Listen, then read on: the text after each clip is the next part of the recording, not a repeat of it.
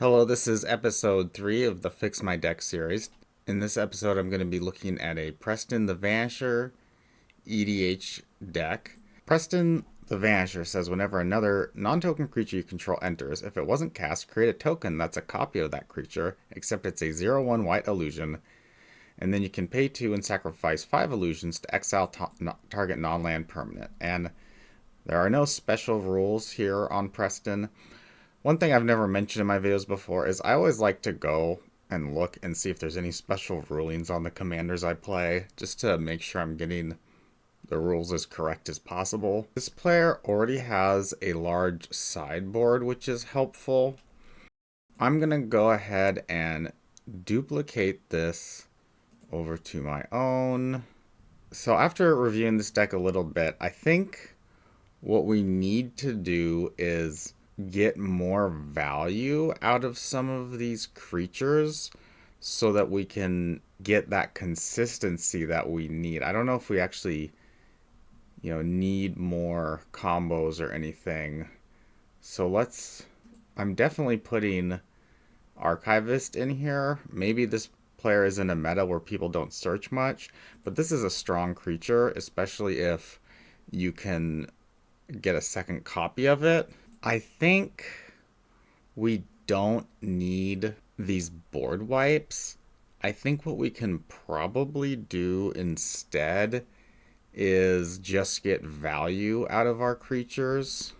I think we don't need this Calamity's Wake. I'm just going to start cutting a bunch of stuff because the players said they're having a hard time with cutting things. Oh, see, Disenchant. This is an example of something I would do. So we have Disenchant, and there is Cathar Commando. So basically, anytime we can get rid of an instant or sorcery and replace it with a creature, we're going to make the deck a little bit better. So this basically does the same thing. Admittedly, it costs 1 to activate, but because we can, possibly create copies of it, we're going to be able to get repeatable value out of this thing. So we take out Disenchant and put in Cathar Commando. Another card that would be good in here that I just love in mono white is Deep Gnome Terramancer, which is going to help us get more lands into play. Obviously it's always good to get ahead on mana. And in mono white, this card's really powerful, and if you can have multiple copies of it, then you could get really far ahead on mana. Again, we have some of these cards like Flicker of Fate. And we could possibly leave that in, but we could also replace that with a creature instead. So that could be that Eldrazi Displacer is the card. So Eldrazi Displacer can do something similar to that card, except again, it's repeatable, and so we're going to get a lot more value out of it. Esper Sentinel. I really like a lot of the cards in this deck. This deck looks really sweet. Elish Norn. I would probably put Mom and Stepmom in this because this is going to help keep our cards safe. What's Stepmom's real name? Stepmom MTG. Giver of Runes. Another thing we want in here is, so we have a lot of smaller creatures with less power. So Mentor of the Meek would be a really strong one. Actually, would also be really sweet in this deck is Sarah's Ascendant, because it's a really powerful creature, and if we can have multiple copies of it, they'll still be 5/6s. We probably want Inventor's Fair in this deck because some of the combos are artifact based. So Inventor's Fair is going to give us a way to tutor up different pieces that we want. Such as Blasting Station would be a real good one. Another cool card actually for this would, let me check the mana curve. 1, 2, 3. I think we could make Aether Vial work in this deck. It's a weird card to run in EDH, but this would be another way to just put things into play in a way that triggers Preston. Okay, I'm going to cut some more of these instants. Ephemerate, that one is pretty good because it's got rebound. But Flicker of Fate, let's drop that. Generous Gift. I mean, again, I'm tempted to... It's not a super efficient spell. I mean, I like that it hits any permanent type, but we've got creatures in here that will kill most things. So I'm gonna say drop it, because again, I think we just want to focus on getting as much value as we can from Preston's ability. I think we also want Oswald Fiddlebender in here as another way to try to help tutor up important combo pieces. I love the enchantments in mono white. They're just so good. I don't think we need Cosmic Intervention. I don't think we need Lae'zel's Acrobatics. Reprieve is cool, Storage is cool. I like Path, especially now that we have like Archivist and Deep Gnome. Sad Robot with Preston is so much fun. That's exactly what I want to do with Preston. Reliquary Tower probably isn't necessary. I mean, it probably also doesn't matter that it's in this deck because it's mono white, so you have the color fixing. But, you know, normally with Reliquary Tower, it's like if you're at the point where you're drawing so many cards you have to discard, you know, you just keep the 7 best cards, and that should be what you need to win the game. Terrain Generator, I love that card. Oh, you know what else we want? Of course, how could I forget about Urza's Saga? That would be another good one. I don't think it will tutor up any of our combo pieces, but... Well, I mean, it'll get us Aether Vial, which is nice, and Altar of the Brood, and... I mean, Skull Clamps, if we just want to focus on value, so... Urza's Saga is good. I think we're going to have to figure out something... Oh, Dranith Magistrate, that card is so mean. I love it. I want to... God, I just want to make this deck and play it against people, but my friends would probably just tell me to switch. We only have to cut one card. It always gets down to just one card. Weirdly enough, I'm kind of tempted to drop Oketra's Monument, even though I like the fact we have 40 creatures and it's a reduction effect. It just feels like the mana value is so low, and we're often doing things like with Aether Vial to put things into play for free that maybe we don't need it. I'm just going to cut it so I can try to playtest this. Here goes. I guess we will keep this. So Plains, draw. Oh no, Plains should turn 1 Weathered Wayfarer, then draw. Turn 2 Plains, Pearl Medallion. Turn 3 Reliquary Tower. We can probably Lauren of the Third Path to hit something and slow down an opponent. Now, at this point, I think the odds are good that right now we would be able to use Weathered Wayfarer. So I'm going to say we use Weathered Wayfarer. And I think we get Nykthos and play that as our land for the turn. And then... Oh, I forgot to have the 1 white reduction effect. And then I'll play Preston. And then next turn, maybe use Lauren to draw. And then maybe use Weathered Wayfarer if we can. Yeah, let's say we can use Weathered Wayfarer again. And we'll get Urza's Saga. And play that as our land for the turn. And then we'll sit on the mana for Restoration Angel. And we'll use this to save Preston if we have to. Or we'll use it on Lauren at the end of the last turn before ours to get a double Lauren and hit some more artifacts or enchantments. This deck is really hard to play test. Okay, well, let's say we went around and then we Resto Angeled maybe Lauren to like blow something else up. We'll draw for our turn. Let's see, if we did Phyrexian Altar and Eldrazi Displacer, we need more to get some sort of combo. I don't actually know the combos in this deck. Arcane Signet, Plains, 1, 2, 3, 4, 5. Maybe like a Phyrexian Altar and the Eldrazi Displacer.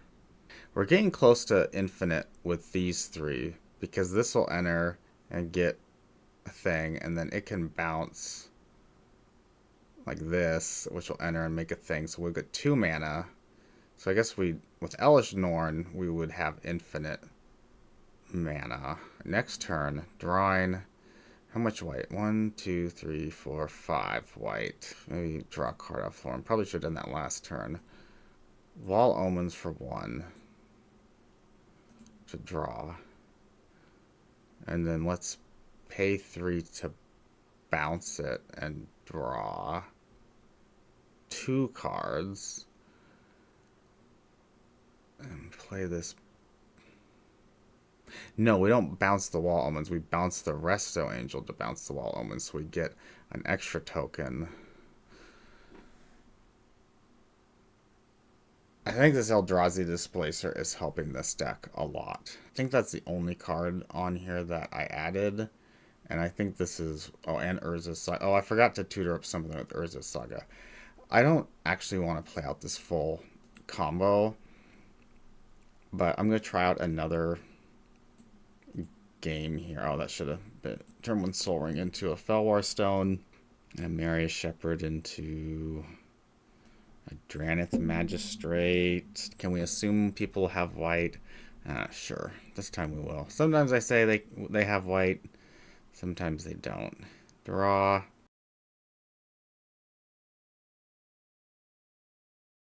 So at this point, the priority is probably Trouble in Pairs and Inventor's Fair, because Trouble in Pairs will help us start getting some cards. And...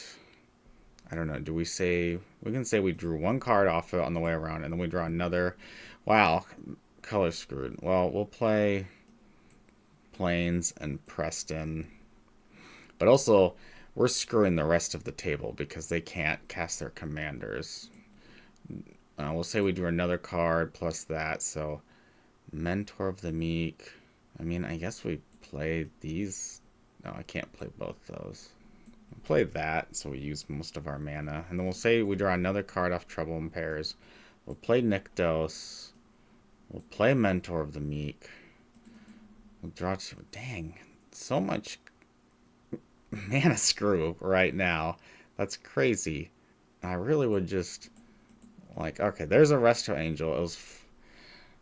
Which, does that actually start fueling anything? Yeah, because I can use Resto Angel to bounce Mom... or something and draw 2. Probably actually Dranith Magistrate is what I bounce. I guess I will play the Reliquary Tower since I have it, but it doesn't matter if I discard most of these planes. And now we have Resto Angel. I guess we can play Skyclave Apparition, which will draw us 1 card. Oh, Resto Angel should have bounced AO and gotten me something into play. That was a mistake, probably. That had a explosive start, but then kind of stalled out due to not really getting an engine going. Which it could be my fault for not mulliganing correctly. So this hand has to be mulliganed. This hand, if we just had a white man, this hand would be fine. We really shouldn't keep it because we have to top deck a white. Let's just keep it. Oh, there we go. We got the white mana. Cool. Land tax. Pearl Medallion. Draw. We'll say I went first, so we are going to miss the land drop and we won't be able to land tax, but we'll drop Loran, and then we'll go to the next turn and we will land tax. And I always just get as many planes as possible, because even if you discard them, that's fine. You thin out your deck. And then we draw. Of course, we draw planes after lands taxing. That's how it always works. So we play planes. We'll tap Loran and draw a card. Maybe we play Preston, go to the next turn, so we'd have to discard. I don't feel like dealing with land taxing again. It's getting kind of late. Planes. Maybe Arcane Signet, Skull Clamp, Weathered Wayfarer, and then just clamp the Wayfarer to draw to. We'll go to the next turn. Play this planes.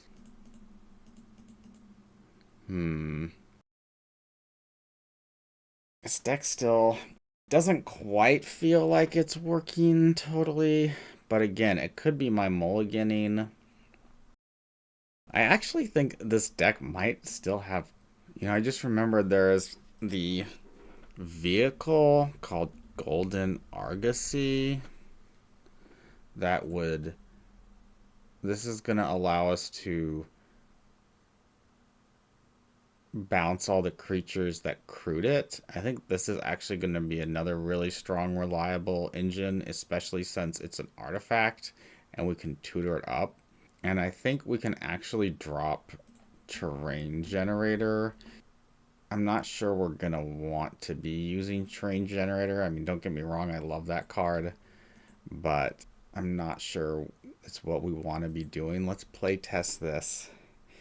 Do I keep this? I have to draw a land.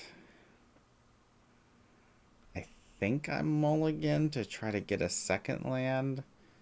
So now we have two colorless lands, which is not exactly what we want. Oh, cool. We top deck Amaria. That's one of the nice things about monocolored decks, is it's so much easier to top deck the land that you need in an opening hand, the right color. So we played Amaria. We'll play Wasteland into Pearl Medallion. Draw. We will play the Desert. And maybe Esper Sentinel and Pyre of Heroes. So can we'll say we draw one card off that, and then we draw for our turn. Planes. This feels like an extremely good start. Any opening hand with Pyre is really strong, because it's like, we can play Preston, and we'll play this to draw a card, and then next turn we draw for our turn, and then we use Pyre of Heroes on, like this helpful hunter, and we go and we get a 3-drop with a good,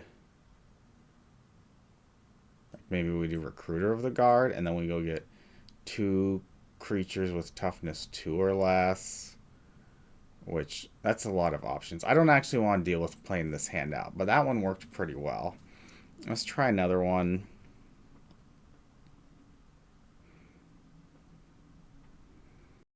I think I might keep this. I like that it's got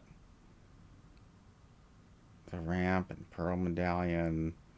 It doesn't have any combo pieces, but it's got the card draw. So let's draw planes into Pearl Medallion. Draw planes. So Enduring Innocence.